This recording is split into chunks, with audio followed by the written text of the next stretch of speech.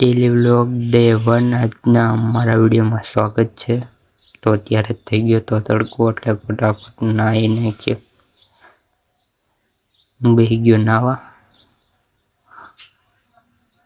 નાઈને થઈ ગયો તૈયાર ને હવે માથું વળાવી નાખીએ। માથું વળાવીને થઈ ગયો તો તૈયાર, ફટાફટથી જમી લઈએ।